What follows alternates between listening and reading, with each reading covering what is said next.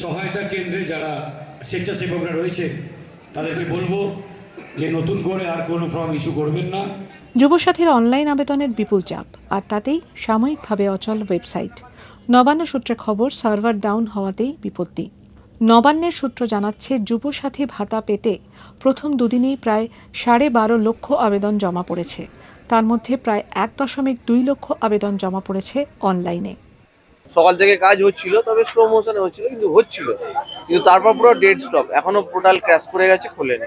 Online চেষ্টা করেছিলাম, কিন্তু অফলাইন করেছি, অনলাইনে অনেক সার্ভারটা ডাউন ছিল, তাই জন্য অফলাইনেই করে দিল, তবে রেজিস্ট্রেশন আইডিটা এই মুহূর্তে লিঙ্ক নেই বলে হলো না, কিন্তু বললো যে পরবর্তীকালে পোর্টাল চেক করে নিলে পরে যদি কোনো অসুবিধা হয় তাহলে পরে এখান থেকে রিকভার করবে।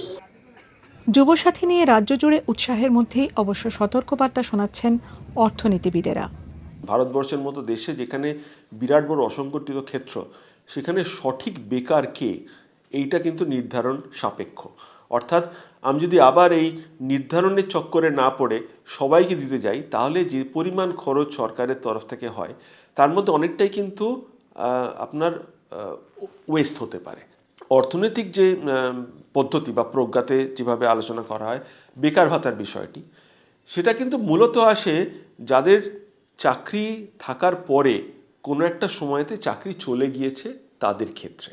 এটাও কিন্তু কোনো দিন 2 বছরের বেশি কোথাও নেই। অর্থাৎ যে কটি উন্নত দেশে এই ধরনের পদ্ধতি চলে আর কি, বেশিরভাগ উন্নয়নশীল দেশের জনসংখ্যার চাপে এটা পুরোপুরি দেওয়া সম্ভব হয় না।